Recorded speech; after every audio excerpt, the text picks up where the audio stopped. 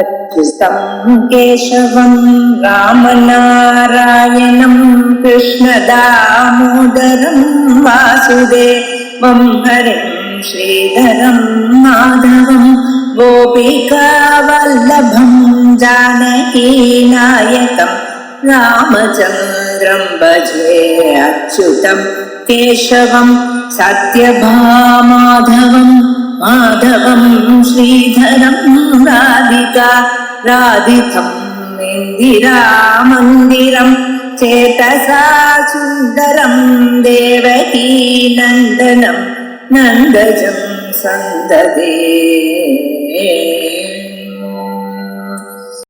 ரகசியநாம சௌத்தத்துல உத்தர பாகம் பல பிரயோகங்கள்ல சொல்லக்கூடியதான பாகம். ரகசியமான விஷயங்கள்லாம் இதுல தெளிவாகிறது. இதுல முக்கியமாக காமிய பிரயோகங்களும் சொல்லி அதுக்கப்புறம் விசேஷமாக தர்மத்தை சொல்லக்கூடியதான பிரயோகங்கள் சொன்னார். சமர்த்தையே சதா பக்தியா தஸ்யசூஷ்யதி சுந்தரி பகுநாத்திர விமுக்தேன சுணத்துவம் கும்பசம்பவா நானேன சதுஷம் ஸ்தோத்திரம் சர்வதந்திரேஷு வித்யதே தஸ்மாத் உபாசகோ நித்தியம் கீர்த்தையே இதமாதராத் அப்படி வரைக்கும் பார்த்தோம். இப்ப அம்பாளுடைய நாமாவை இதுவரைக்கும் சொல்லணுங்கிறத அதனுடைய ஆவசியத்தை சொன்னார். 3 செயல்கள்ல சொன்னார். முதல்ல உபாசனக்கு நிச்சயமாக இருக்கக்கூடியதான செயல்கள். அம்பாளுடைய பிரீதிக்காக நிச்சயகர்மானுஷ்டான அனந்தரம் பூஜா கிரகத்துக்கு சென்று ஸ்ரீசக்கரத்துக்கு பூஜையை பண்ணி பிறகு மந்திர ஜபத்தை பண்ணி நாம சகஸ்ரம் படித்தேன். முதல்ல சகஸ்நாம ஜபத்தினுடைய பலம் எல்லாம் சொல்லிட்டார். அதுக்கு பிரசக்தானுப்பிரசக்தமான பல விஷயங்கள்ல சொன்னார். இப்ப ஸ்ரீசக்கர பூஜனம்ங்கிற அபிப்பிராயத்துல பூஜை பண்றதுக்கு தனிய மந்திரங்கள் இருக்கு. அந்த பூஜை பண்றதுன்னு ஜன்மாந்தரத்துல பாக்கியம் கிடைச்சவாளுக்குத்தான் கிடைக்கும். சஹஸ்ரநாமத்தை பூஜை பண்றது அம்பாள் இது வச்சு சொன்னா ஸ்ரீமாத்தே நமஹா ஸ்ரீ மகாராஜ்யே நமஹா இப்படி பூஜை பண்றது. இந்த பூஜையை பத்தி இங்க சொல்லிருக்க. சஹஸ்ரநாமத்தை ஜபமாகவும் பாராயணமாகவும் படிக்கலாம், பூஜைக்கும் உபயோகப்படலாம், நாமாவளியாகவும் சொல்லலாம். இப்ப இந்த நாமாவளியாக சொல்லக்கூடியதான சந்தர்ப்பத்துல அம்பாளுக்கு புஷ்பத்தினால பூஜை பண்ணணும் அப்படிங்கிற நமக்கு நிறைய சந்தேகங்கள் வரலாம். சந்தேகம் வராதவாளை பத்தி கவலையே கிடையாது. எனக்கு ஒரு சந்தேகம் வரல சார், சொன்னபடி பண்ணிவிடுறேன். ஆனா என்னைக்காவது சந்தேகம் வந்தா அதுக்கு அன்னைக்கு கவலை, இத்தனை நாள் நம்ம பண்ணது வேஸ்டா, இப்படி எல்லாம் சந்தேகம் வர மாட்டோம். அதெல்லாம் இருக்கப்படாதுங்கிறதுக்காக முதல்ல சாஸ்திரம் என்ன சொல்றதுன்னா, ஒரு மனுஷனுக்கு எந்த சந்தர்ப்பத்திலையும் எப்பொழுதும் சந்தேகம் வராம இருக்கணும். ஆகையா சாஸ்திரம் சொன்னா அது பரிபூர்ணமான அறிவு. எனக்கு சந்தேகம் இல்லை அதனால சாஸ்திரம் வேண்டாம்னு சொல்லக்கூடாது. இன்னைக்கு இல்லாம இருக்கலாம், நாளைக்கு வரலாமோ இல்லையா. மோட்சம் வர பர்யந்தம் சந்தேகங்கள் வரத்தான் வரும். திவ்யதே ஹிருதய கிரந்தி திவ்யந்தே சர்வ சம்சயா ஸ்ரீயந்தே சாட்சிய கர்மாணி தஸ்மின் திருஷ்டே பராவரையாயால் மனுஷனுக்கு அம்பாளுடைய திருவடிகளை சேர்ற பர்யந்தம் சந்தேகம் வரலாம். அந்த சந்தேகம் வரும்பொழுது மனசுல ஒருத்தல் இருக்கக்கூடாது. ஆகையால் எது எப்படின்னு முதல்ல தெரிஞ்சுக்கணும். அதனால என்ன சொல்றார், நாம சஹஸ்ரேத்து ஸ்ரீசக்கரம் யோத்யே சக்ரத்து.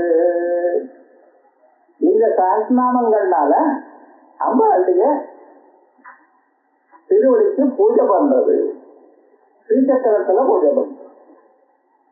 அந்த பூஜை பண்ணும் பொழுது எதனால பூஜை பண்ணும்? புஷ்ப இருவா துளசி பத்ரை கல்ஹார இருவா கடம்பகை.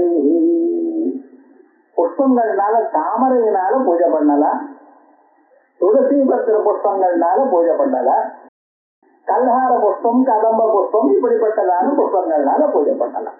அவ்வளவுதான் மூலத்துல இருக்கு. ஆனா புஷ்பத்தினால ஏன் பூஜை பண்ணணும்? நம்ம பூஜை பண்ணும் பொழுது எதனால பூஜை பண்றோம்னு கொஞ்சம் யோஜனை பண்ணி பாருங்க. எதற்காக பூஜை பண்றேன்னு பாருங்க. சாதாரணமாக பொதுக்கு உபயோகப்படக்கூடியதான திரவியங்கள் அக்ஷதைகள். அக்ஷதைகள்னால பூஜை பண்றோம், புஷ்பங்கள்னால பூஜை பண்றோம், இலைகள்னால பூஜை பண்றோம். இதுக்கு என்ன பிரயோஜனம்? சில சமயத்துல என்ன பண்றோம், தூர்வாவனால பூஜை பண்றோம். கணபதிக்கு பூஜை பண்ணும் பொழுது தூர்வாவனால அரம்பினால பூஜை பண்றோம். அதே போல அனுமாருக்கு பூஜை பண்ணும் பொழுது வெற்றிலையினால பூஜை பண்றோம். இப்படி பல பொருட்கள் பூஜைக்கு நம்ம உபயோகிக்கிறோம். அது நமக்கு சந்தேகம் வருது, இவைகள்னால ஏன் பூஜை பண்ணணும்? அத முதல்ல பூஜைன்னா என்ன அர்த்தம்? பூஜைன்னா நமகான்னு சொல்றோம், அதான் பூஜை. எனதில்லை, எனக்கு சேர்ந்தது இல்லை அப்படின்னு என்னை விட வசதியான ஸ்வரூபம் தாங்கள் என்ன அனுகிரகம் பண்ணணும் என்றதான ஒரு எண்ணத்தோட ஏதோ ஒன்று சமர்ப்பிக்கிறது. இதுக்குதான் பூஜைன்னு பேர். அப்ப நீங்க சமர்ப்பிக்கும் பொழுது அக்ஷதையினால ஏன் பூஜை பண்றது? ஏன் நொய்யால பூஜை பண்ணப்படாதோ? வரலாமா? அபிப்பிராயம் வரலாம், அதுக்கு சமாதானம் சொல்லணும், சாஸ்திரம் சொல்லணும். அதே போல புஷ்பங்கள்னால பூஜை பண்றதுல, இலைகள்னால பூஜை பண்றதுல இது எதற்கு நமக்கு தெரியும். இப்ப சில தேவதைகளுக்கு அக்ஷதையினால பூஜை பண்ணும். அக்ஷதைன்னா என்ன அர்த்தம்? சதமாகாதது. சதம்னு உடையாதது, முழுமையாக இருக்கக்கூடியதான அரிசி. இந்த முழுமையாக இருக்கக்கூடியது என்ன சொல்றது மனுஷனுக்கு அப்படின்னு சொன்னா, அக்ஷதமானது இவனுக்கு முழுமையான நிலையை இவனுக்கு கொடுக்க. முழுமையான நிலை எது? சம்சாரத்துல குறைச்சலா இருந்த சிரமப்பட்டு இருக்கிற நிறைய விட்டு அவனுக்கு மோட்சத்தை கொடுக்கக்கூடிய மோட்சம் தான் முழுமையான நிலை, பரிபூர்ணமான நிலை. அந்த நிலைக்கு இடம் கொடுக்கிறது அக்ஷதை. ஆகையால் அக்ஷதையினால பூஜை பண்ணணும் போல சொன்ன. ரெண்டாவது புஷ்பத்தினால பூஜை பண்ணணும்.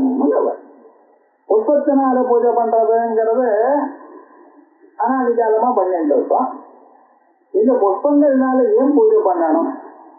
மற்றவை எல்லாம் விட்டு புஷ்பத்தினால பூஜை பண்றதுக்கு காரணம் என்ன பார்க்கலைன்னா, புஷ்பமானது முதல்ல மொட்டா இருக்கு. அந்த மொட்டா இருக்கக்கூடியதான புஷ்பமானது என்ன ஆகுது? மலர்றது.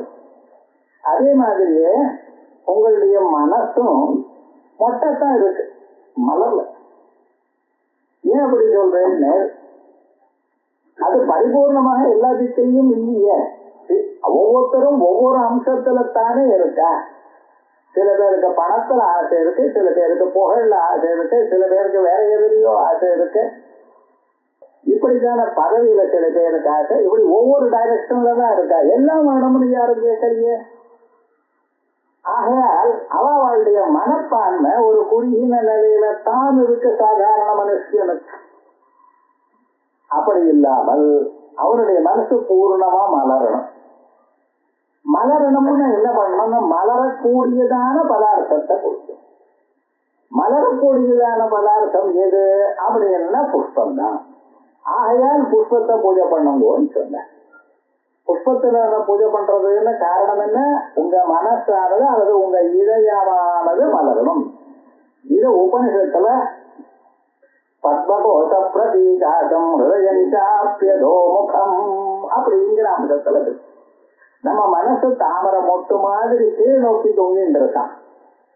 கீழ் நோக்கி தொங்கிட்டு இருக்க கூடியதான் அந்த மனசு நீங்க தியானம் பண்ண தொடங்கினதுமே மேல் நோக்கி வந்து அதுக்கப்புறம் இதழ்கள் எல்லாம் மலர தொடங்குறது. அதே மாதிரிதான் உங்க மனசும் மலரணும். மலர்ந்ததையானால் அந்த மனசுல அப்படிப்பட்டதான அந்த இதழ்களை பகவான் வந்து உட்கார்ற.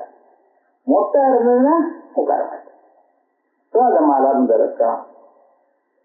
மனசு மலரணும், இதயம் மலரணும்னா என்ன பண்ணணும்? நீங்க அந்த தத்துவத்துல பக்தி இருக்கு. எல்லாம் கொடுக்கக்கூடியதான தெய்வம் எனக்கூடியதான எண்ணம் வேணும். நம்ம காசு சம்பாதிக்கிறதுக்குன்னு ஆரம்பிச்சவன் காசு எப்படியோ சம்பாதிக்கணுங்கிற ஒரு நிலையில இருக்காரே தவிர தர்மமான மார்க்கத்துல தான் சம்பாதிக்கணும்னு நினைக்கிறானோ அது இல்ல. சம்பாதிக்கணும், ஏதோ வியாபாரம் பண்ணணும், ஏதோ உத்தியோகம் பண்ணணும், காசு சம்பாதிக்கணும், இவனுடைய எண்ணம் எல்லாம் சம்பாதிக்கிறதா. அதே மாதிரி ஒரு பதவியை அடையணும்னு சொல்றோம், ஏதோ விதமாக அந்த பதவியை அடையணும். நேர் மார்க்கத்திலேயே போனா இந்த காலத்துல கஷ்டம் சார், ஏதோ அவனையும் பிடிச்சுதான் மேல வரணும் இப்படி நினைக்கிற அளவுக்கு. ஆனா எல்லா விதமாகவும் அறம் பொருள் இன்பம் எல்லாமே நமக்கு இருக்கணும். தர்ம மார்க்கத்துல தான் நம்ம வாழணும். நம்ம வரக்கூடிய காசாது சரியான வழியில தான் வரணும். இப்படிப்பட்ட எண்ணங்கள் இருக்கா? நாம் அனுபவிக்கப்படாதுன்னு சொல்லல சாஸ்திரம். ஆனா அனுபவிக்கிறதுக்கு அது ஒரு ரூல் இருக்கு, இப்படித்தான் அனுபவிக்கணும். ஆகையால் இந்த மனசானது தர்மார்த்த காம மோட்சங்கள் 4 விதமாகவும் 4 பக்கமும் வளரணும். அதற்காக மலரக்கூடியதான பொருளை புயற்சின்னு வச்சிருக்க. ஆகையால் புஷ்பங்கள். அப்புறம் இதயம் மலர்ந்தால் அந்த இதயத்துல என்ன இருக்கணும், என்ன அதை விட்டு போகணும், அது நமக்கு தெரியும். இந்த இதயம் சொன்னா இதயத்துக்குள்ள ஹார்ட்டுக்குள்ள என்ன இருக்கு சார்? உங்க மனசு, அந்த கரம் இருக்கு. இந்த மனச எத்தனை நாளா வச்சுருக்கு? பல பிறவிகளாக வச்சு. இந்த மனசுக்குள்ள என்னென்ன இருக்கு? அநேக கோடி ஜென்மாக்கள்ல நம்ம பண்ணினதான கர்மாக்கள். அந்த கர்மாக்களோட மட்டுமல்ல, இந்த கர்மாக்கள்ல இருக்கக்கூடியதான வாசனைகள்ல நம்ம பிராக்டிஸ் பண்ணினதுனால இருக்கக்கூடியதான சூக்ஷ்மமான அம்சங்கள். எதை நீங்க வாழ்க்கையில நீங்க அமுல்படுத்திருக்கீங்களோ அவைகள்லாம் சூக்ஷ்மமாக இருக்கு. அது மறுபிறவியில வரும்போதோ இன்னொரு சந்தர்ப்பத்திலேயோ அது வெளிப்படும். அதனால்தான் சில பேர் பிறக்கிறப்பவே நல்லா அழகா பாட்டு பார்ப்போம். இது என்னைக்கு இருந்தனே என்ன ராகம்னு அப்பவே சொல்லிவிடுறான். சில பேருக்கு 10 வருஷம் சொல்லி கொடுத்தாலும் ஸ்வரஸ்தானமே பிடிப்பட மாட்டேங்கிறது. அது என்ன பண்றது? சில பேர் சின்ன வயசுலயே பண்றான். சில பேர் கணக்க ரொம்ப நல்லா போடுறான். சில பேர் கணக்குல ரொம்ப வீக்கா இருக்கான். என்ன பண்றது? இது காரணம் என்ன? ஜன்மாந்தரத்துல அவளுடைய மனசுல இருக்கக்கூடியதான வாசனை. அது நல்ல வாசனையா இருந்தா நல்ல இடத்துல பிறக்கிறான், நல்ல இடத்துல வாழலாம், நல்லோர்களோட சேருகிறான். அந்த மனசுல இருக்கக்கூடியதான வாசனைக்கு தக்கவாறு கிடைக்கும். யாரோ சொன்னா எங்களுக்கு 70 வயசுல தானே இது வந்தது, முன்னாலேயே வரலையே. வாசனை தான் காரணம். அவ தப்பு இல்லை. அவ மனசுல இருக்கக்கூடியதான வாசனைகள் இப்பொழுதுதான் பிரதிபந்தகம் போய் வெளிப்பட்டது. எத்தனையோ பதார்த்தங்கள் வந்து அந்த மேலோட வரலாம். அது அந்த வயசுல வந்துருக்கு. சில பேருக்கு 20 வயசுல வரலாம். அது இதுன்னு சொல்லப்படாது. ஆனா எப்ப வந்தாலும் அதை நம்ம உபயோகப்படுத்தோண்டோமா, அழகான இந்த ஜன்மாவிலேயே அதனால அடைஞ்சோமா, அதான் முக்கியம். சின்ன வயசுலயே வந்துருந்தா நன்னா இருந்திருக்கவே இந்த கதைகள்லாம் சொல்லப்படும். வந்திருந்தா நன்னா இருக்கும், வரலையே, அதுக்காக நம்ம என்ன பண்றது? ஆகையால் மனசுல என்ன இருக்கு? பிராச்சீனமான வாசனைகள் இருக்கு, பிராச்சீனமான கர்மாக்கள் இருக்கு. இந்த வாசனைகள் நல்லதும் இருக்கு, கெடுதலும் இருக்கு. 4 பேர் ரிஜிஸ்டர் பண்ணின வாசனைகள்லாம் இருக்கு. அது மேல் வந்து இவனும் என்ஜாய் பண்ண ஆரம்பிக்கிறான். என்ன பண்றது? நல்ல எண்ணங்கள் இல்லையானால் நல்ல எண்ணங்கள்னால் முன்னுக்கு வரான். எந்த எண்ணங்கள் உத்பூதமாகணும், மேல் நோக்கி வரணும் அப்படிங்கிறதெல்லாம் அந்தந்த கர்மாவுக்கு தகுந்த மாதிரி இல்ல. சத்துக்களோட சேர்க்க இருந்தாலும் மகன்களுடைய மகத்தேவான் துவாரமாக புறத்தாது அப்படின்னு அம்மாவுக்கு உபதேசம் பண்றார். கபில தேவகோசி உபாக்கியானத்துல கபிலருங்கிறவர் கபிலாவதாரம் சாட்சாத் மகாவிஷ்ணு, தேவகோசிங்கிற அம்மாவுக்கு மகத்தேவாம் துவாரமாக புறத்தார் அப்படின்னு பார்த்தீங்கன்னா. அதே போல என்னைக்காவது நம்ம வாழ்க்கையில மகான்களுடைய ஒரு சம்யோகம் வறுமையானால் அப்ப நல்ல எண்ணங்கள் மேல வரும். அதனால்தான் பூஜை பண்ணும் பொழுது இந்தெந்த புஷ்பங்கள்னால பூஜை பண்ணணும், எந்த புஷ்பங்கள்ல நறுமணம் இருக்கோ அந்த புஷ்பங்கள் தான் பூஜை. ஆகையால் நல்ல மனம் இருக்கக்கூடாத புஷ்பனால பூஜை பண்ணினோமே ஆனால் அதனால பலம் என்ன ஆகும்? நல்ல வாசனைகள் நம்ம மனசுல உத்பூதமாகும். நல்ல வாசனைகள் உத்பூதமாகுமே ஆனால் அப்ப என்ன ஆகும்? சத்சங்கம் கிடைக்கும். சத்சங்கத்தே நிசங்கத்துவம், நிசங்கத்தே நிச்சலதத்துவம், நிச்சலதத்தே சிவமுக்தி. அத்தனையும் இந்த ஜன்மாவில நீங்க அடைய முடியும். ஆகையால் தான் பகவானுக்கு புஷ்பத்தினால பூஜை பண்ண, வாசன புஷ்பங்களோட பூஜை பண்ண. இப்ப அர்த்தத்தை பத்தி சொல்லியாச்சு, புஷ்பத்தை பத்தி சொல்லி. இந்த புஷ்பங்கள்லயும் பிளாஸ்டிக் புஷ்பத்தினால பூஜை பண்ணலாமா சார்? நான் சொன்னேனே, மனசு மலர்றதுக்கு உபயோகப்படுறது. மலர்ந்த பிறகு அத நல்ல வாசனையா வரணுமே, நான் வாழ்க்கையில சேமத்தை அடையணுமே, அதுக்காக பண்ண வேண்டாமா? அதனால்தான் நல்ல வாசனையோட இருக்கிற புஷ்பத்தை பூஜை. அதுக்கப்புறம் சில கிரந்தங்கள், கல்பசூத்திரங்கள், நித்தியோத்சவாத நிபந்த கிரந்தங்கள், தந்திரங்கள், இவைகளை சொல்லும் பொழுது அம்பாளுக்கு பூஜை பண்ணக்கூடியதான சந்தர்ப்பத்துல தங்க புஷ்பத்தினாலையும் வெள்ளி புஷ்பங்கள்னாலையும் பூஜை பண்ணலாம்னு சொல்லு. ஏன் சார் அது அப்படின்னா? அதுதான் வாசனையே இல்லையே, அது எப்படி பூஜை பண்றது? தங்க புஷ்பத்தை அப்படியே பூஜை பண்ணோம்னு யாரு சொல்லலையே. தங்க புஷ்பத்துல நல்ல வாசனையோடு இருக்கக்கூடியதான சந்தனம் இருக்க பட்சல அதுல முக்தி பூஜை. அதே போல வெள்ளி பில்வங்கள்லாம் இருக்கு, பரமேஸ்வரனுக்கு பூஜை பண்ற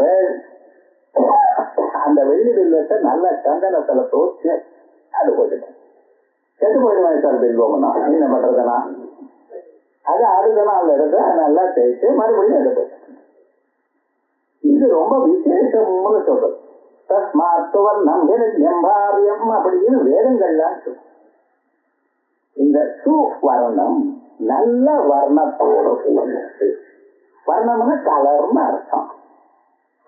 நீங்க சில கலர் உங்களுக்கு பிடிக்கும், சிலது பிடிக்காம போகலாம். ஆனா தங்கமும் எங்க சொல்றது பார்த்தால அது எப்பொழுதுமே எல்லோருக்கும் பிடிச்சதான வர்ணமா. ஆகையால் தங்கத்தினால எந்த தெய்வத்துக்கும் பூஜை பண்ணலாம். இன்னொன்னு சுவர்ணம்னு சொன்னேனால் சோபனமான உச்சரிப்புன்னு அர்த்தம். வர்ணங்கள் இருக்கு பார்த்தீங்களா, வர்ணம்னா ஆட்டு உட்சா இருக்கக்கூடியதான வர்ணங்களுக்கு சுவர்ணம். இந்த இனிமையாக உச்சரிக்கிறது பார்த்தீங்களா, சில பேர் குட்டமா உச்சரிப்பான், ஆனா காதல ஹார்ஷா விழும். மதுமத்தமா தேனோட பேச இன்னும் கேட்கணும்னு இருக்கான். ஹார்ஷா இருக்க சாதாரணமா இருக்கும். சில பேர் பேசுறது அவன் என்ன பேசுறான்னே புரியாது, அப்படி இருக்கக்கூடாது. என்ன வயசானாலும் 99, 98 வயசானாலும் பேசினா சுடமாக டக்குன்னு காதல விழணும். அது எந்த எழுத்து நமக்கு சந்தேகமே வராம இருக்கணும். அப்படி இருக்கவையானால் அவனுக்கு வாக்கு அவ்வளவு இருக்கும். மதுஷீர திராட்சா மதுரி மதுரீனா பணிதயா சரஜோத்னா சுத்தாம் சஜீத ஜடாடூட்டமபுட்டாம்பரத்ராசஸ்திராட ஸ்படிக குட்டிகா புஸ்துதகரா அம்பாளை இப்படி தியானம் பண்ணினேனால் என்ன அவன் பேசினா தேனொழுக வரும்.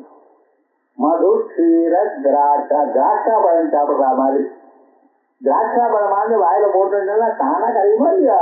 அப்படி காதல கேட்கிற மாத்திரத்தினாலேயே முடியும்படி இருக்கும். சில பேர் பேசினா சுலபமான விஷயத்தையே ரொம்ப கஷ்டப்படுத்துவான். சில பேர் ரொம்ப கஷ்டமான விஷயமா இருந்தாலும் அவளையே அப்படியே காது வழியா உள்ள பூச்சி விடுவான். அவன் ஒண்ணும் பண்ணல, வாக்தேவதைகளுடைய அனுகிரகம் இருக்கணும்.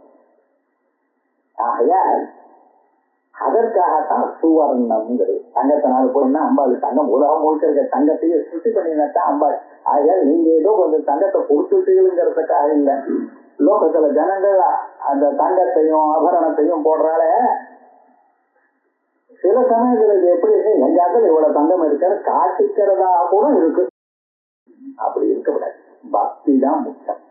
தங்கத்தினால புஷ்பங்கள் பண்ணி போட்டேலையானால் ரொம்ப சேமம். அதே போலயே வெள்ளித்தான் அதனால புஷ்பங்களுக்குள்ள என்ன விசேஷம்னு சொன்னேன்னா இது. அந்த புஷ்பங்களுக்கு வாசனையோடு இருக்கக்கூடியதான புஷ்பங்கள்னால வரும். அதாவது பத்ம இருவா துளசி பொத்தை கல்லாறு இருவா கதம்பகை, இத்தனை விஷயங்கள் நிபந்தன கிரந்தத்துல சொன்னதான விஷயங்களை சொன்னோம்.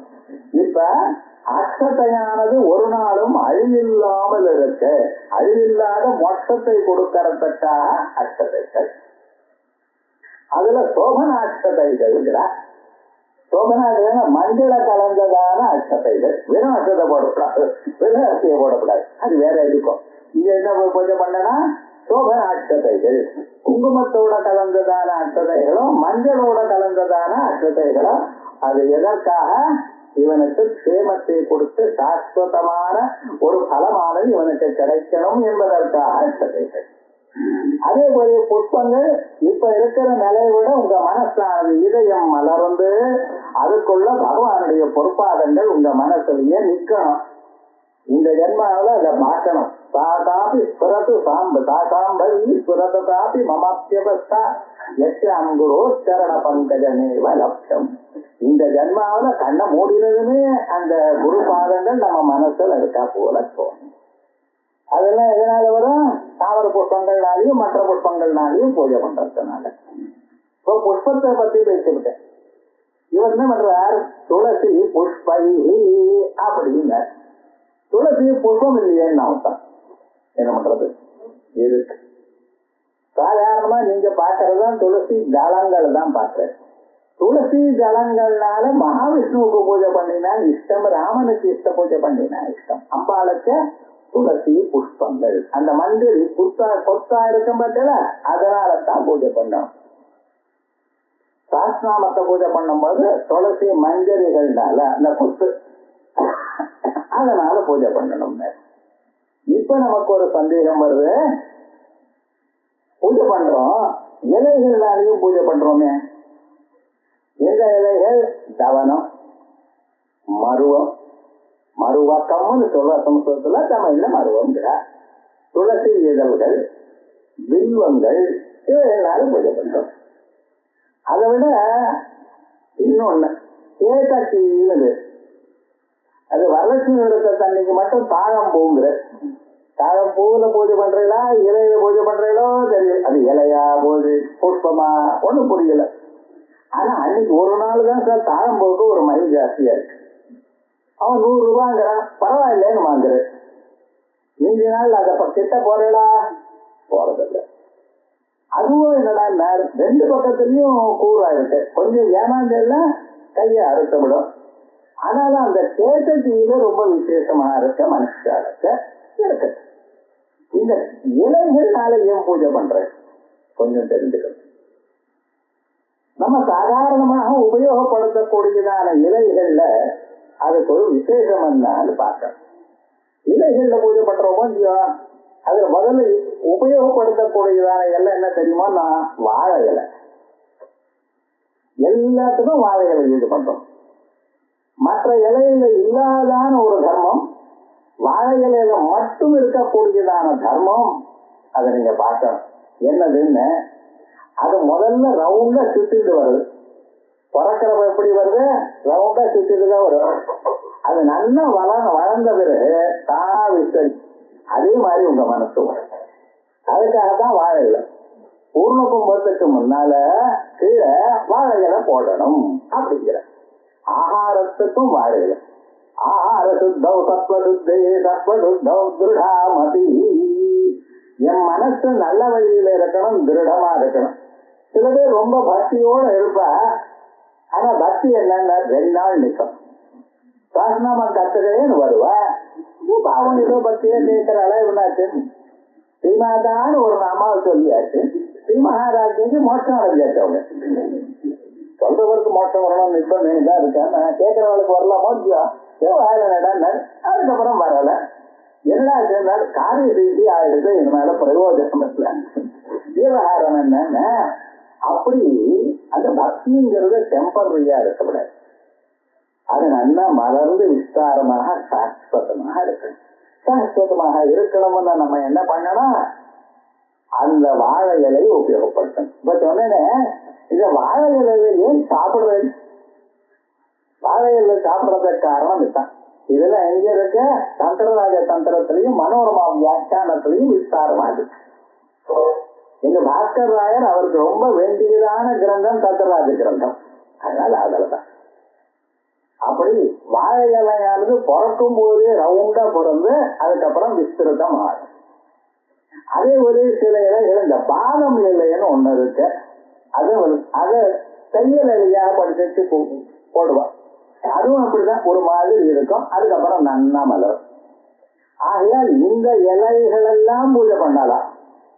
எது கொஞ்சம் சுத்திட்டு அதுக்கப்புறம் விஸ்தாரமாறதும் அந்த இலைகளை பூஜை பண்ணலாம். சில பேர் அசோக இலையெல்லாம் கொண்டு வரும். அதெல்லாம் கூடக்கூடாது. காரணம் என்ன? இதுதான் முக்கியமான காரணம். அப்படி நம்ம மனசுக்கு பக்தியை கொடுத்து நம்ம மனசுல இருக்கக்கூடியதான வாசனைகளை வெளிப்படுத்தி நல்ல வாசனைகளை நன்றாக வரும்படி சொல்றதுக்காகத்தான் பூஜை பண்றது. அதுக்காக உபயோகிக்கக்கூடியதான திரவியங்கள் எல்லாம் இப்படிப்பட்டதான திரவியங்களாக இருக்கணும். பத்மயிர்வா துளசி பத்ரை சொல்லி 8 புஷ்பை கல்ஹாரைர்வா கதம்பகை இந்த புஷ்பங்கள்லாம். இப்ப அக்ஷதையினால பூஜை பண்றதுடைய தத்துவம் சொல்லியாச்சு. புஷ்பங்கள்னால பூஜை பண்ணக்கூடியதான தத்துவங்கள், அதுபோல இலைகள்னால பூஜை பண்ணக்கூடியதான ஒண்ணும் இல்லைன்னு வச்சுங்களேன். தீர்க்கத்தினால போச்சு.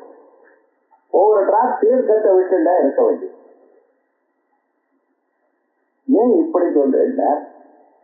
பகவத்கீதையில பகவான் சொல்லும் பொழுது அவன பத்திரம் புஷ்பம் பலம் தோயம் யோமி பக்தியா பிரயத்ததி இத்தனையும் அந்த பகவத்கீதையில சேர்த்து வச்சிருக்க.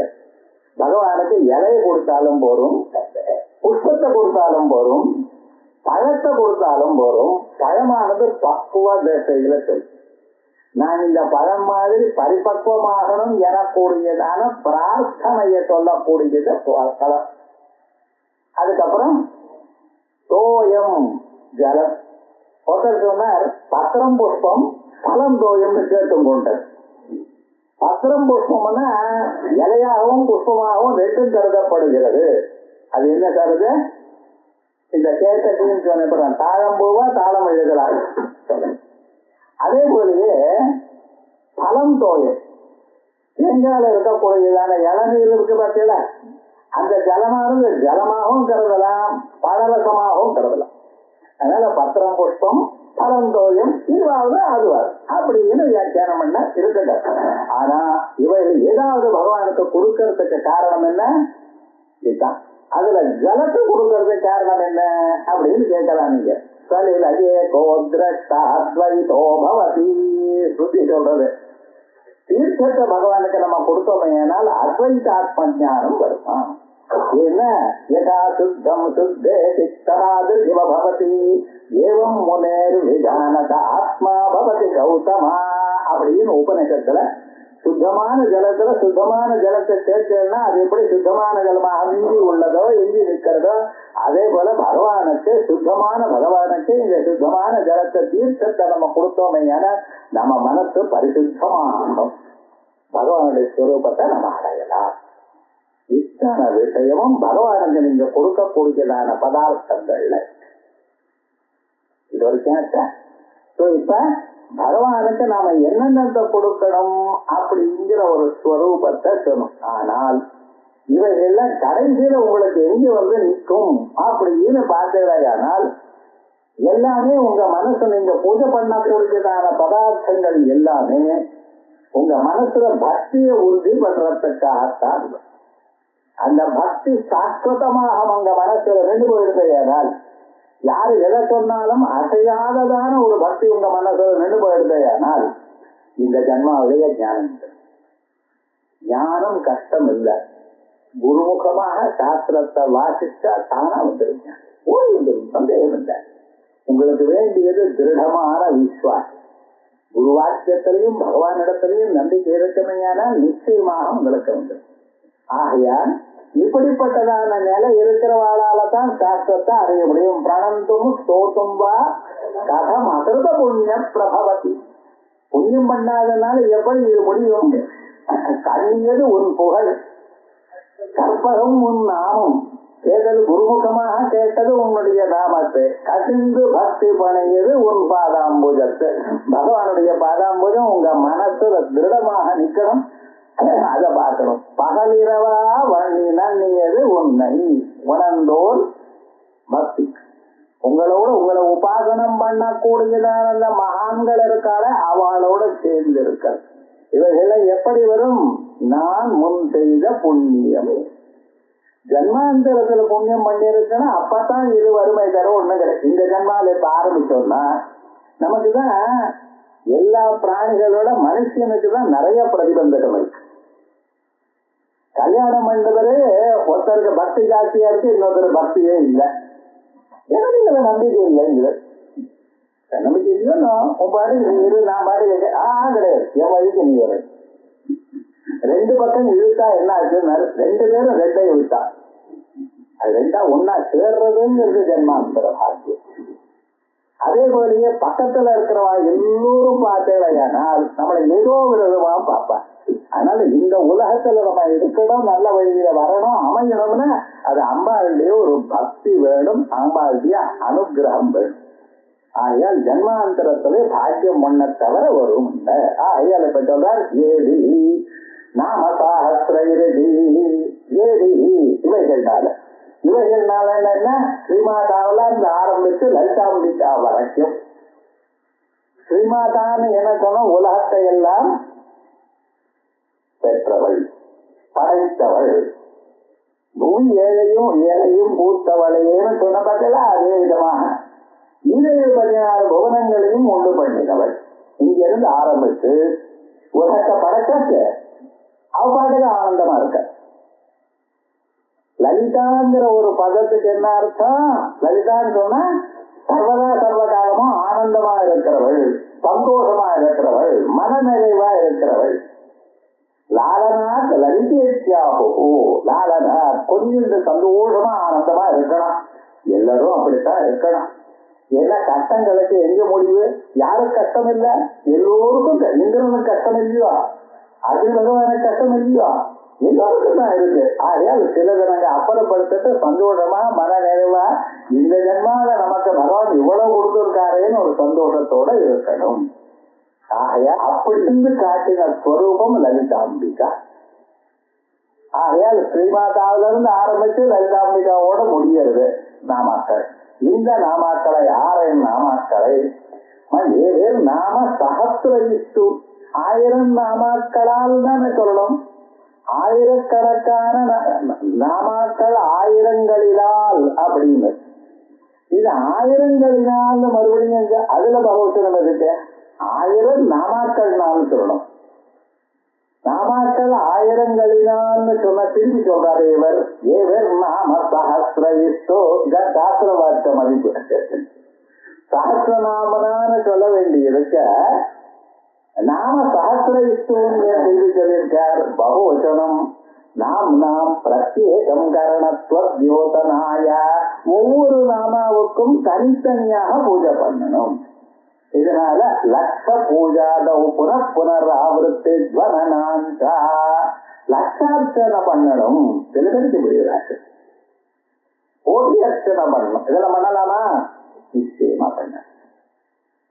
ஆனா அதுல என்ன விவகாரம் இருக்கு? தெரிஞ்சுக்காம ஏதோ புஷ்பத்தை பகவான் மேல போட்டு இருக்கா, அப்படி கிடையாது. லட்சார்ச்சனம் மல்லி புஷ்பத்தினால்தான் போடுது சங்கல்பம். தாமரையினால் தான் லட்சார்ச்சனம். அந்தந்த புஷ்பத்தினால அது சங்கல்பம் பண்ணிட்டு அப்படியே பூஜை பண்ணணும். மகாவிஷ்ணு என்ன பண்ணினார்? பூஜை பண்ணணும்னு ஆரம்பிச்சார். 1000 தாமரையை கொண்டு வந்தார். 1000 தாமரையாலும் பூஜை பண்ணினார். ஒரு தாமரை நின்று போச்சு, குறைஞ்சு போயிடுது. 999 நாமாக்கள் தான் வந்தது. கடைசி நாமாக புஷ்பம் இல்லை. என்ன பண்றது? அப்ப என்ன பண்ணினார்? தன்னுடைய கண்ணையே எடுத்து, ஏன்னா அவர் தாமரை கண்ணனோ இல்லையோ, ஆகையால் அதை எடுத்து பூஜை பண்ண. இதனால என்ன தெரிகிறது? லட்சார்ச்சனை பண்ணும் பொழுது ஏதாவது ஒரு புஷ்ப சங்கல்பத்தை அதை பண்ணணும். நாம என்ன பண்றோம்? ஒன்னும் தெரியலன்னா அச்சதையாவது போட்டு இருக்கோம். அதை ரீயூஸ் பண்ணலாமான்னு கேட்கிறேன். விவகாரம் மொழி என்னத்த பண்றது? ஆனா தத்துவம் நமக்கு என்னன்னு புரியணும். அதுக்காகத்தான் சாஸ்திரம் சொல்லு. அதனால லட்ச பூஜா, சில பேர் கோட்டி அர்ச்சனை கூட பண்றேன். மகான்கள் பண்ணலாம். ஒத்தரே பண்ண வேண்டாம், சங்கமா சேர்த்து பண்ணலாம். 10 பேர் 20 பேர் 100 பேர் சேர்த்தும் பண்ணலாம், முடியும். அது என்ன, அம்பாள் மேல பாரத்தை போட்டு ஆரம்பிச்சோம்னா நிச்சயமா முடியும். அது ஒன்றும் கஷ்டம் இல்லை. ஆனா நமக்கு என்ன வேணும்னா இவைகளை முன்னால ஆயத்தம் பண்ணிக்கணும். அதனால லட்ச பூஜாதம் புனராவரத்தை மனநார்த்தம். நான் லட்சார்த்தனை பண்றேன் ஆரம்பிச்சேன், லட்ச நாமாக்கள் கொண்டாடலாம். இது ரொம்ப இருக்கு, 1000 நாமாத்தான் இருக்கு, லட்ச நாமாக்களுக்கு நான் இங்கே போவேன். அதனால புனராவரத்தை அவைகளையே மறுபடியும் சொல்லலாம். நாமானி பிராதிபதிகானி சஹஸ்ரம் ஏசு. இந்த நாமாக்கள்லாம் பதமா இல்ல, பிராதிபதிகமாக இருக்கு. அர்த்தவ ததாது அப்பிரத்யய பிராதிபதிகம் அப்படின்னு அர்த்தத்தோட கூடினதும் செயலற்றதும் பிரத்யமில்லாம இருக்கிறதும் அப்படிப்பட்ட அதுக்கு ஒரு நிர்பந்தம் வச்சிருக்க. அதான் ஸ்ரீமாத்ரே நமஹா இத்தியாதி லலிதாம்பிகாயை நமஹா. இங்க இருந்து ஆரம்பிச்சு லலிதாம்பிகாயை நமஹா என்கிற பட்சத்தில் சதுர்த்தி நமோந்தமந்திரேஷு நமஹா நம ஸ்வாஹா ஸ்வதா அலம் வஷத். இந்த பலங்கள்லாம் வறுமையானா சதுர்த்தி யுகத்தை 4வது வேற்றுமையே போடணும்.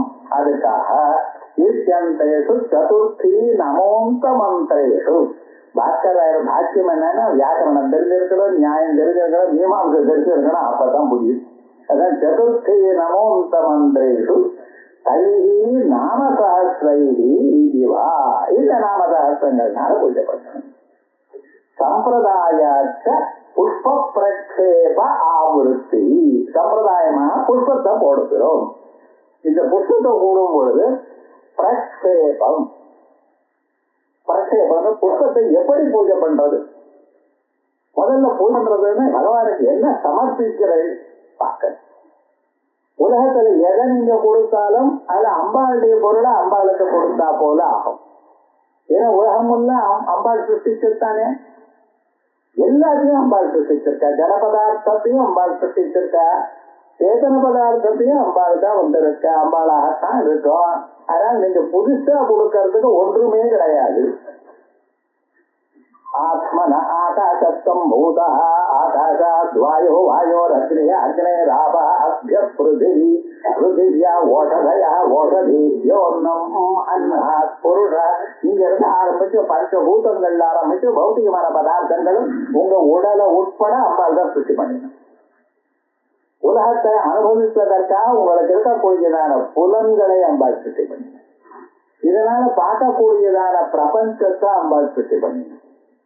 உங்களுக்கு கண்ணை கொடுத்தா கண்ணால பார்க்கக்கூடியதான உருவங்களை கலர்ஸ் எல்லாம் கொடுத்தா, இந்த கண்ணை பார்க்கறதுக்கு திறமையை கொடுத்தா, பார்த்த பிறகு அதனால உங்களுக்கு வரக்கூடியதான சுகமோ துக்கமோ இன்பமோ துன்பமோ அதை அனுபவிக்கிறதுக்கு மனசை கொடுத்திருக்க. கொஞ்சம் யோசனை பண்ணி பாருங்க, எது கொடுக்கல. ஏதோ நம்ம தான் எல்லாம் தயார் பண்ணினா போல கர்வத்தோட பேசுறத எல்லாம் அங்க கொடுத்தாச்சு, உங்களுக்கு சர்வம் தயார் பண்ணி கொடுத்தாச்சு.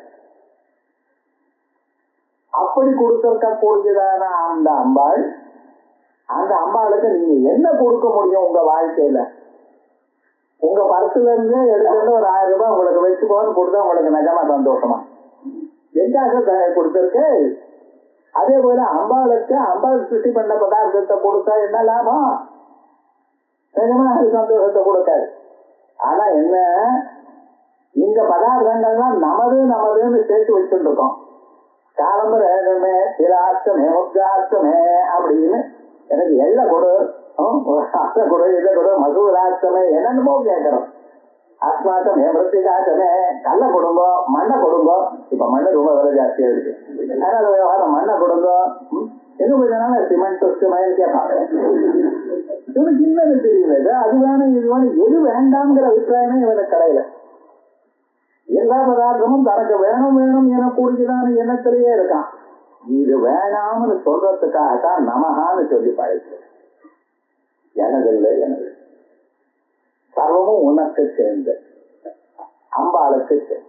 அதனால என்னிடத்துல எனக்கு இந்த அகம் அபிமானம் இருக்கப்பட்டல, அகம் மமா, நான் எனது, நான் எனது, இந்த எனதுங்கிற ஒரு பிடிவாதம் இருக்கு. இதனால்தான் மனுஷன் அழிகிறான். அதுலயும் அண்ணன் தம்பிகளுக்கு நடுவுல காசுன்னு ஒண்ணு நடுவுல இருந்துச்சுன்னா, அப்பா வச்ச சொத்துன்னா அதை விட வேற ஒண்ணும் இல்ல. ஞாபகத்தே அனாலயம் நெருப்பு இல்லாம கொளுத்துக்கிறா ஒருத்தருக்கு ஒருத்தர். என்ன போச்சு இந்த காசு? அது முதல்ல இருந்து நமக்கு தெரியணும். காசு நமக்கு வந்தா சந்தோஷம், வந்ததா சந்தோஷம், ஆனந்தமா இருக்கும். அம்பாளுடைய அனுகிரகம். அந்த காசு யாரு? முதல்ல உபநிஷம் சொல்றது. பணத்துக்கு மேல பேராக்கப்படாது. கஷ்ட சித்தானம். பணம் யாருக்கு சேர்ந்தது? கம்யூனிசம் முதலே உபநிஷம் சொல்றது. எல்லாருக்கும் காமன் காசு வருது, பணம் உங்களது இல்லைங்களா? இது முதல்ல நம்ம புரிஞ்சுக்கணும். காசு நம்ம வரைக்கும் இருக்கா, பகவானுக்கு செலவு பண்ணுவோம், சௌக்கியமா இருப்போம், சத்துகளுக்கு உபயோகப்படுத்துவோம், மேலும் மேலும் நமக்கு வரட்டும், நல்ல வழியிலேயே இருப்போம் அப்படின்னு ஆசைப்படுவோம். இது ரொம்ப முக்கியம்.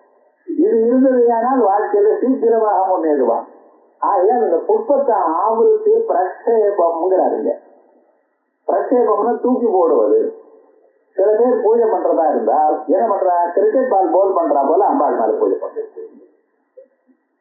ஏதோ தூக்கி இப்படி இப்படி பூஜை பண்றான், ஏதோ விசர்வா போல பூஜை பண்றோம். அப்படி இருக்கக்கூடாது. புஷ்பத்தை நம்ம இதயத்துக்கு கொண்டு வந்து இதயத்திலிருந்து எடுத்து போடுறா போல பூஜை பண்ணக்கூடியதான மெத்தட் எப்படி தெரியணும்? இப்படி பூஜை பண்ண முடியாது, தூக்கி வீசப்படாது. நம்ம இதயத்தை பகவானுக்கு கொடுக்கிறோம். பூஜை பண்ற சந்தர்ப்பத்தில் உங்களுடைய எண்ணம் எப்படி இருக்கணும், பிரக்ஷேபம் எப்படி இருக்கணும்? நம்ம இதயத்தை எடுத்து கொடுக்கிறோம். இதயத்துல மனசு இருக்கு, மனசு அம்பாளுக்கு சமர்ப்பணம் பண்றோம். ஒவ்வொருவரும் பூஜை பண்ணும் பொழுதும் இதயத்து வரைக்கும் புஷ்பத்தை கொண்டு வந்து அப்படி இந்த ஒரு எண்ணத்தோட நீங்க பூஜை பண்ணணும். ஏன்னா இந்த மனசுல இருக்கக்கூடியதான பதார்த்தம் மனசு அம்பாள் தயார் பண்ணின. அந்த மனசுல இருக்கக்கூடியதான பக்தியை நீங்க தான் தயார் பண்ண. அந்த நல்ல எண்ணங்களை நீங்க தயார் பண்ண.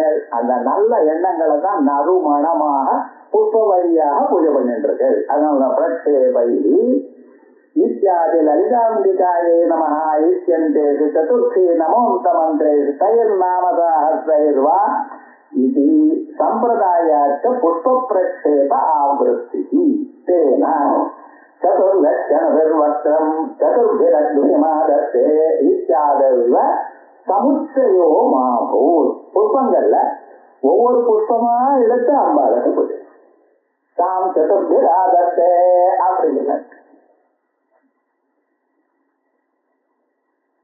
யாகம் பண்றதுக்காக அவன் மண்ணை கொண்டு வரணும். மண்ணை கொண்டு வர்றது யஜ்ஞசாலையிட்டு ஏதோ இடத்துல யஜ்ஞத்தை தயார் பண்ணணும். அந்த யஜ்ஞசாலையில குதிரை நடக்கணும். குதிரை காலடி வச்ச இடமானது ரொம்ப விசேஷம். இந்த தீட்சை பண்ற காலத்துல குதிரை எங்க காலடி வச்சதோ அந்த மண்ணை கொண்டாடணும். இல்ல வம்பான்னா இருக்கு, கொண்டாம் பண்ணலாம். அதே மாதிரி யஜ்யம் பண்ற காலத்துல குதிரையும் அழிச்சுன்னு போகணும், கழுதையும் அழிச்சுன்னு போகணும். ஏன் சுவாமின்னா இப்ப நம்ம பாக்குறதுலாம் முன்ன நிஜமான ஜாதி குதிரை இல்லை, எல்லாமே கழுதைதான். ஆனா குதிரையை அழிச்சுன்னு போனோம் யாகத்துக்கு. எதற்காக? குதிரையானது அந்த மண்ணு மேல அப்படியே நடக்கணும். அந்த மண்ணை கழுதை சுமந்து வரணும். அப்ப கொண்டு வரணும்னு சொன்னா அந்த குதிரைக்குடைய அது ஓடி போயிடுமா இல்லையா? அது ஓடி போகாம இருக்கிறதுக்காக அதனுடைய கழுத்துல கயிறை கட்டுவான். அந்த கயிறை பிடிச்சிக்கணும். அதே போலயே கழுத கயிறு அதுவும் ஓடி போகலாம் இல்லையோ, சேத்தனமான பிராணிகளோ இல்லையா, ஓடி போயிடுச்சுன்னா கஷ்டம். அதனால அது ஓடாம இருக்கணுங்கிறதுக்கா இந்த குதிரை கழுத்துலையும் கழுத கழுத்துலையும் கயிறை கட்டுவா. கட்டின பிறகு அந்த குதிரையானது ஓடி போனா அவங்களால பிடிக்க முடியாது. கழுத ஓடி போனா பிடிச்சிடலாம், ஒன்றும் விவகாரம் இல்லை. ஆனா பத்திரமா பிடிக்கணும். பின்கால அடிச்சா நான் தண்ணி எடுத்துக்கிட்டோம். அதனால விவகாரம் என்னன்னா அந்த குதிரையினுடைய கழுத்துல இருக்கிற கயரை கட்டுறதுக்காக அஸ்வாபிதானி மாதத்தே அப்படிங்கிறது. அஸ்வாபிதானி குதிரை கழுத்துல கட்டிடக்கூடியதான அந்த கயரை கட்டியா பிடிச்சுக்கிறான், அது வரையும் பிடிச்சுக்கிறான். சரி, அது பிடிச்சுக்கிறப்ப என்ன பண்ணணும்னா தாம் சதுர்பிரமாதத்தே 4 மந்திரங்களை சொல்லி பிடிச்சுக்கணும். இந்த 4 மந்திரங்களை சொல்லி பிடிச்சுக்கணும்னு சொன்னா 4 மந்திரத்தை 1 சொன்னா போதுமா? 1 2 2 3 3 4 ஏதாவது சொன்னா போதுமா? இல்ல, 4 மந்திரங்களும் சொல்லித்தான் அதை பிடிச்சுக்கிறோம். அப்ப கழுத அதை ஒண்ணும் சொல்ல வேண்டாம், விரும்புற பிடிச்சிருந்தா போதும். ஏன்னா குதிரைக்கு தான் எனக்கு இம்பார்ட்டன்ஸ். அஸ்வ வைப்ரதாபதி அப்படின்னு சாட்சாத் இரண்டிகர்பஸ்வரூபம்னு சொல்றது குதிரையை வேதமானது. அதனாலதான் அஸ்வ மேத யாகம். அப்படி தாம் சதுர்பிர் அபரிமாதத்தே 4 மந்திரங்கள்னால் எப்படி சொல்றானோ அதே போல 1000 மந்திரங்கள்னாலையும் தனித்தனியாக சொல்லி பூஜை பண்ணணும். சதுர்பிர் அபரிமாதத்தே இத்தியாதி சமுச்சயமா போதாயல். நான் சொல்ற புஷ்பம் குறைச்சலா இருக்கு, சில நாட்டுல புஷ்பம் கிடையாது. இல்லையோ, நம்ம ஊர்ல கிடைக்கிறது. இங்க போனேன் அங்கே போனேன், பொம்பாயில போனாலே புஷ்பம் கிடைக்காது. அங்க இருக்கக்கூடியதான புஷ்பங்கள் ஏதோ நம்ம அந்த புஷ்பத்தை பூஜைக்கு உபயோகப்படுத்த மாட்டோம், இருக்கிறது அந்த ஊர்ல கிடைக்கிறது. இவர்கள் ஸ்ரீமாதா ஸ்ரீ மகாராஜ்னி வரிசையா 1000 நாமாக்களுக்கு கடையில ஒரு புஷ்பம் போட்டான். இப்படி சமுச்சயம் வேண்டாம், தனித்தனியாக போடணும். அதான் சதுர்தினாதிமாக இத்தியாதி ஒரு சமுச்சயோ மாபூத் அத்ரா. இங்கு பத்ம கல்ஹார உட்பலானாம். பத்மம் தாமரை, கல்ஹார புஷ்பம், உட்பல புஷ்பம், அல்லி புஷ்பம், இவையெல்லாம் அப்படின்னு பரஸ்பர வைலட்சண்யம் அவாந்தர ஜாதி பேதேன ஊக்கியம் எல்லாம் ஒரு இனத்துக்கு சேர்ந்தவைத்தான் அவாந்தர பேதம். அப்படி புல்ல கல்ஹார சம்ஸ்தாம் நிவசதிவாலா நித்திய கல்யாணத்தில் அப்படின்னு பாலாம்பாள் இங்கே உட்கார்ந்துட்டு இருக்கா, அல்லி புஷ்பத்து மேல உட்கார்ந்துட்டு இருக்கா. மகாலட்சுமி தாயார் இங்கே உட்கார்ந்துட்டு இருக்கா, தாமரை மேல உட்கார்ந்துட்டு இருக்கார். பிரம்மதேவர் இங்கே உட்கார்ந்துட்டு இருக்கார், தாமரைகளை உட்கார்ந்துட்டு இருக்கார். அதே போலயே இந்த உட்பல புஷ்பம் அம்பாள் கையில ஒரு ஆயுதமாக இருக்கு. 5 பானங்கள்ல உட்பலம்ங்கிறது ஒண்ணு, செங்கல் நீர் புஷ்பம்னு சொல்லு. இவைகள்லாம் என்ன, எல்லாம் ஒரு இனத்துக்கு சேர்ந்தா தாமரைங்கிற இனத்துக்கு சேர்ந்து. அத்தனை பத்ம கல்ஹார பல உட்பலானாம் பரஸ்பர வைலட்சண்யம் அவாந்தர ஜாதி பேதேன ஊக்கியம். துளசியாக புஷ்பை, துளசியிலன்னா துளசி புஷ்பத்தினால் புல்ல மஞ்சளி மலர்ந்ததான அந்த பொட்டு இருக்க, அந்த அதுலதான் அந்த துளசியினுடைய பீஜங்கள்லாம் இருக்கும். அதை போட்டா தானா வளரும். அப்படிப்பட்டதான அந்த பொத்தால பூஜை பண்ணும். நது தத் பத்திரை, அந்த பத்திரங்கள்னால இல்லை. சுந்தரி விஷயே துளசி நிஷேதத்தை ஏதத் பலாதேவா பத்திரபரத்வ ஔசித்யா. இப்படி இங்க நிஷேதம் பண்றதுனால துளசின்னு சொன்னா ஜெனரலா துளசி இலைன்னு அர்த்தம், தளம்னு அர்த்தம். அதனால்தான் அயல்வாள் பாடும்போது துளசி தளம் மாயா மாடதோடவா அப்படின்னு ஒரு ராகத்துல துளசி தளம்ல சேர்ந்து வாழ்றா அது. அதனால துளசி தளத்துலதான் பூஜை பண்ணணும். அம்பாளுக்கு மட்டும் துளசி மஞ்சள் இல்ல. பத்திரபரத்வ ஔசித்யா அதையேவ ஸ்பஷ்டமுக்தம் நீலாதந்திரே. எங்க இருக்கு, நானோபஹாரபலிதி நானா புஷ்பைர் மனோரமை அபாமார்கதலை பிருங்கை துளசி தள வர்ஜிதை. துளசி தளத்தை மட்டும் பூஜை பண்ணாதீங்க. பூஜனீயா சதா பக்தியா நிருணாம் சீக்கிர பலாப்தயே. இவைகள்னால அம்பாள் பூஜையில பலி போடணும். நானா புஷ்பைர் மனோரமை, இதயத்துக்கு பிடித்ததான புஷ்பங்கள்லாம். அந்த புஷ்பத்தை பார்க்கும் பொழுதே உங்க மனசுக்கு சந்தோஷம் ஏற்படும். நிறைய புஷ்பங்கள் கொண்டு அம்பாளுக்கு நிறைய அலங்காரம் பண்ணுங்க. அபாமார்க தலை, அபாமார்க்க தளங்கள் இந்த தவனம்ங்கிற இல்லை.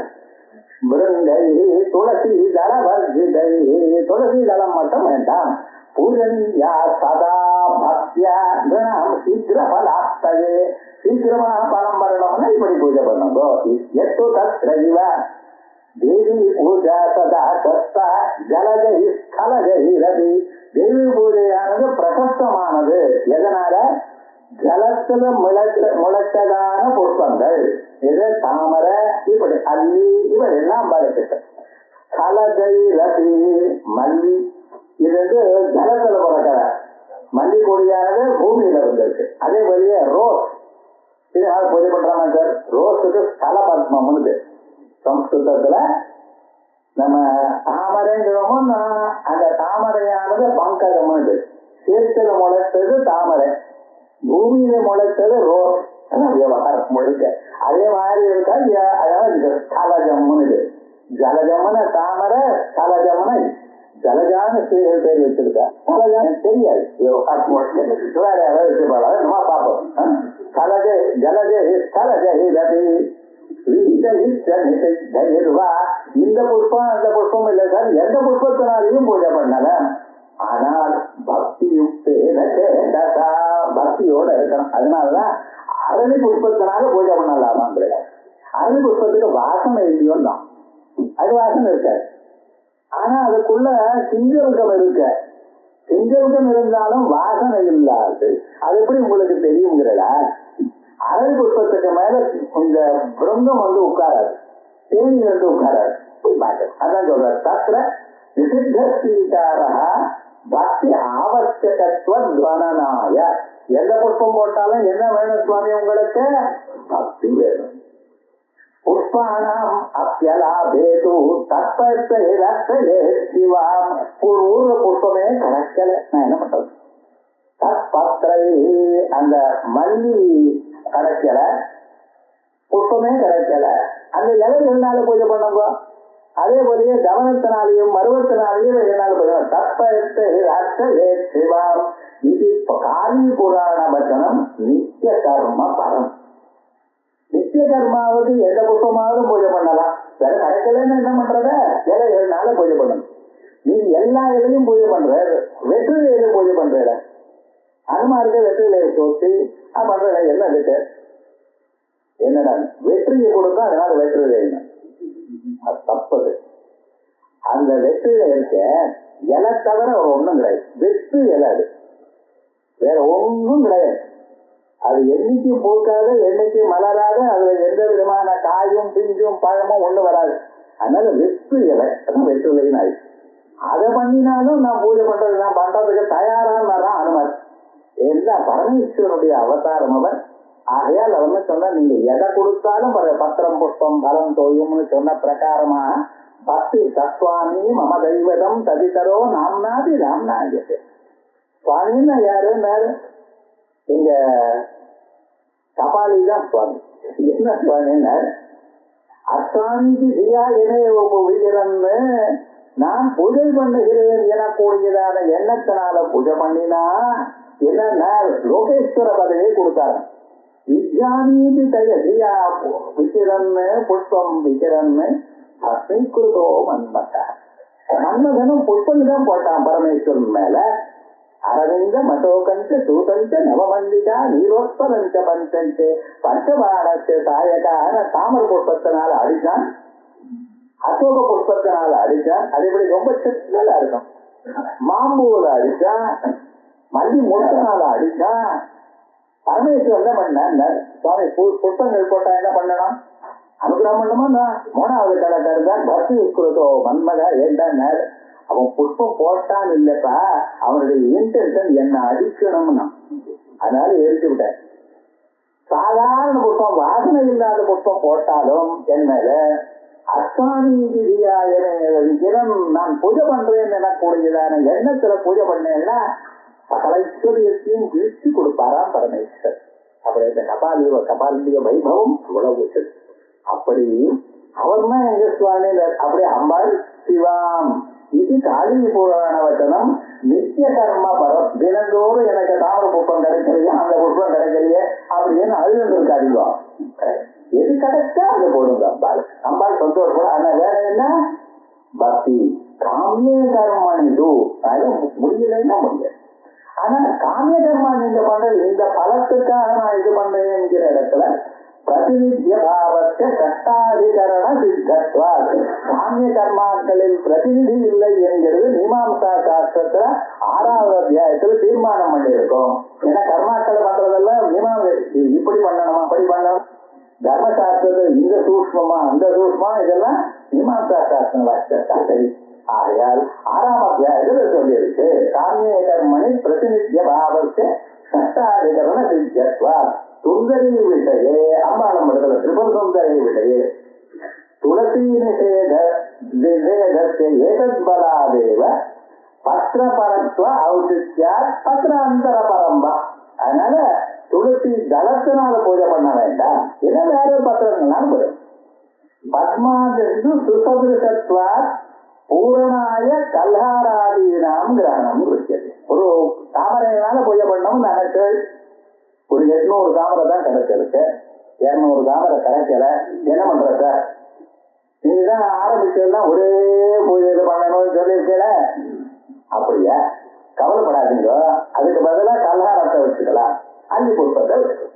அதனால சுசதுருஷத்வா தாமரை மாதிரியே இருக்கிறதுனால ரோஜா புஷ்பம் அள்ளி புஷ்பம் வெள்ளம் கல்ஹாராதீனாம் கிரகணம் இருக்கிறது. இது உங்களுக்கு எப்படி தெரியும்? விஷ்ணுனா நேத்திர கமலஸ்ய தற்பூரணார்த்தம் உற்பாதனஸ்ய லிங்க புராணிய கதனாத் லிங்காத். 999 புஷ்பங்கள் தாமரை புஷ்பம் போட்டார், ஒண்ணு கிடைக்கல. அவர் கண்ணு தாமரை மாதிரி, தாமரை இல்ல பெரும் தாமரை இருந்தாலும் பாக்குறதுக்கு அபூர்வமா தாமரை மாதிரி நன்னா இருக்குன்னு அர்த்தம். அதனால என்ன பண்ணாரு, அந்த தாமரையினால பூஜை பண்ணினார். சோ உங்களுக்கு தாமரையினால பூஜை பண்ணோம்னு நினைச்சு கிடைக்கலன்னா இதனால பூஜை பண்ணலாம். அதுக்கு சமானமாக பார்க்கறதுக்கு சிமிலா இருக்கிறதுனால பூஜை பண்ணலாம். கதம்பகை அபிஷேகா ஸ்ரீ கதம்பம்னா என்ன சார்? எல்லாம் கலந்ததுன்னு அர்த்தம்.